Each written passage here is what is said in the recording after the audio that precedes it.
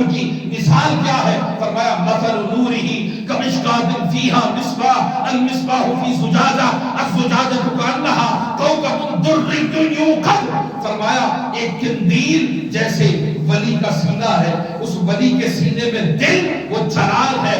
فرمایا اگر میرے نور کو تلاش کرنا ہے تو ولی کا سینہ تلاش کرو، اور سینہ بھی وہ جس میں دل جل رہا ہو. فرمایا جس دل کو خدا کے عشق اور محبت میں جلتا دیکھو، فرمایا اسی کو سمجھ لو یہی اللہ کا ولی ہے. اور ان ولیوں کا سردار، ان ولیوں کا سردار حضور سیدنا غوث الاعظم شیخ عبد القادر جیلانی، جنہوں نے فرمایا وَكُلُّ وَلِيٍّ لَهُ قَدَمٌ وَإِنِّي عَلَىٰ قَدَمِ النَّبِيِّ بَدْرِ الْجَمَالِ. ہر ولی کو ایک راستہ، ایک قدم ملتا ہے. فرمایا مجھے اللہ پاک نے اپنے حبیب پاک صلی اللہ علیہ وسلم کا قدم نصیب فرمایا ہے، راستہ نصیب فرمایا ہے. حضور شیخ عبد القادر جیلانی، شہنشاہ بغداد، شہباز لامکانی، اکادیم روحانی، حضور میرا محی الدین گیارہویں والا پیر، ان کی بھی کیا عظمت ہے. ان کے والد گرامی حضرت ابو صالح رضی اللہ تعالی عنہ، آپ بیٹھے ہیں ایک دریا کے کنارے، رمضان المبارک کے روزے یا 13-14 ایام بیس کے روزے تھے. وہ روزے رکھ کر افطاری کا وقت آیا، نہر بہہ رہی ہے، نہر بہہ رہی ہے. آپ کا نام ہے حضور سیدنا غوث الاعظم کا عبد القادر. کیا نام ہے؟ عبد القادر. آپ عبد القادر. پھر کہتے ہیں گیلانی. کیا کہتے ہیں؟ جیلانی بھی کہتے ہیں، گیلانی بھی کہتے ہیں. اب گیلانی کسے کہتے ہیں؟ آپ چونکہ ایران میں پیدا ہوئے، ایران میں، اور ایران کا ایک صوبہ ہے اس کا نام ہے گیلان. کیا نام ہے؟ گیلان. اب گیلان چونکہ گاف عربی پڑھتے کوئی نہیں تو وہ پڑھتے ہیں گیلان کو جیلان. بعض کہتے ہیں نہیں، گیلان جو ہے ایران کا صوبہ ہے. گیلان کیا ہے؟ ایران کا صوبہ ہے. اور جیلان جو ہے اس صوبے کا ایک قصبہ ہے. جیلان کیا ہے؟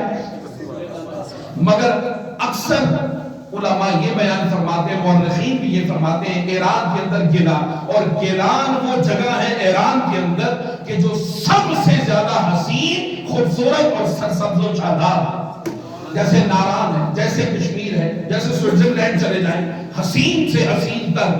فرمایا ایران کا سب سے خوبصورت، سب سے سرسبز و شاداب حصہ جو ہے وہ گیلان ہے. وہ کیا ہے؟ گیلان ہے. اسی کی نسبت سے آپ کو گیلانی کہتے ہیں. اور چونکہ آپ فارسی بولنے والے تھے، عربی بولنے والے نہیں تھے. میں نے پچھلے جمعۃ المبارک میں آپ کو بتایا نا کہ عربی آئی کیسے، فصاحت و بلاغت، اس پر مہارت تامہ آپ کو ملی کیسے؟ وہ ملی تھی ایک مرتبہ سرکار نے اپنا لعاب دہن مبارک چسایا، اور دوسری مرتبہ حضرت علی المرتضیٰ کرم اللہ وجہہ الکریم نے چسایا. تو آپ کی بلاغت اور فصاحت کا یہ عالم تھا کہ 70 ہزار کا مجمع، جوہلا کا مجمع نہیں ہوتا تھا، ان میں اکثر علماء اور بڑے مشائخ ہوتے تھے جو آپ کا درس سننے کے لیے وہاں پر بیٹھے ہوتے تھے. آپ کا نام ہے عبد القادر، نسبت ہے گیلان، اسی کو جیلان کہتے ہیں. اب آپ حضرت، آپ کے والد کا نام ہے ابو صالح. کیا نام ہے؟ اور آپ کی والدہ کا نام ہے فاطمہ. فاطمہ ہے حسینی، حضرت امام حسین پاک کی آپ لڑی میں سے ہیں. حضرت فاطمہ آپ کی والدہ ماجدہ، اور آپ کے والد جو ہیں حضرت ابو صالح، وہ ہیں حضرت امام حسن کی لڑی سے. تو پتہ یہ چلا آپ نسلاً حسنی بھی ہیں اور حسینی بھی ہیں. جو حسنی بھی ہو اور حسینی بھی ہو اس کو کہتے ہیں نجیب الطرفین. کیا کہتے ہیں؟ نجیب. آپ نجیب الطرفین ہیں، حسنی فیض بھی آپ کے اندر اور حسینی رگو ریشے میں خون بھی آپ کے اندر دوڑ رہا ہے. حضرت شیخ عبد القادر جیلانی کے والد گرامی، اب آپ بیٹھے ہیں نہر. اب گیلان جو ہے وہ نہروں کا شہر ہے. کیا ہے؟ دریا بہتے ہیں، دریا بہتے ہیں وہاں پہ. تو آپ بیٹھے ہیں دریا کے کنارے، روزہ رکھا ہے، افطاری کا وقت آیا. آپ کے دائیں بائیں دیکھا کچھ کھانے کے لیے نہیں تھا. آپ نے دیکھا دریا میں ایک سیب بہتا چلا جا رہا ہے. آپ نے سیب اٹھایا، اٹھا کر کھا لیا. اب کھایا تو فکر لاحق ہو گئی، او یہ سیب کہاں سے آیا تھا؟ آپ اسی دریا کے مخالف سمت چلنا شروع ہو گئے کہ مالک کون ہے. اب تلاش کرتے کرتے کرتے کرتے میلوں دور جب گئے تو آپ نے دیکھا ایک سیب کے درخت کی ٹہنی دریا میں جو گری پڑی ہے. آپ سمجھ گئے کہ یہیں سے سیب گرا. بس آپ اندر باغ کے اندر داخل ہو گئے. جو ہی داخل ہوئے ایک باغبان خدمت گزار اس نے روکا, کہا جوان کہاں جا رہے ہو؟ حضرت ابو صالح وہاں رک گئے. کہا کہ غلطی ہے, اس غلطی کی معافی اور تلافی کے لیے جا رہا ہوں. کہا کہ غلطی کیا ہے؟ کہا کہ مالک کی اجازت کے بغیر سیب کھا لیا. مالک کی اجازت کے بغیر جس کا والد سیب کھائے اور وہ اس کو غلطی جانے اور اس غلطی کی معافی تلافی کے لیے مالک کو میلوں تلاش کرے.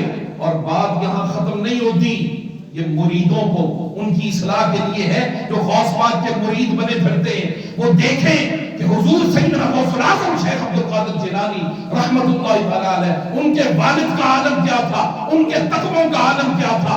اب سیب کا مالک جب اندر گئے, باغبان نے کہا, اس نے کہا کہ اتنی بڑی بات, ایک سیب تو یہاں سینکڑوں لوگ آتے ہیں, کھاتے ہیں, چلے جاتے ہیں, مگر یہ کیسا جوان ہے کہ جو سیب کھا کے کہہ رہا ہے غلطی ہو گئی.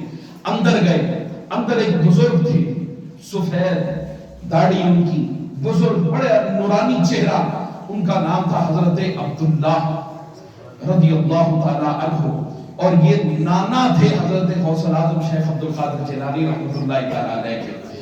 اب وہ باغبان گیا اندر, حضور ایک جوان کھڑا ہے, کہتا ہے سیب کھایا ہے, اور سیب بھی افطاری کے لیے کھایا, روزہ افطار کرنے کے لیے. اب سیب کھا کے وہ کہتا ہے معافی مانگنے آیا ہوں. حضرت عبداللہ سمجھ گئے یہی وہ ہے کہ جس کے انتظار میں بیٹھا ہوں. کہا بلا لو. بلا لیا گیا, پوچھا بیٹا کدھر آئے ہو؟ حضور سیب کھایا ہے. اچھا سیب کھایا, کیا کیا تھا؟ کہا حضور روزہ افطار کیا تھا.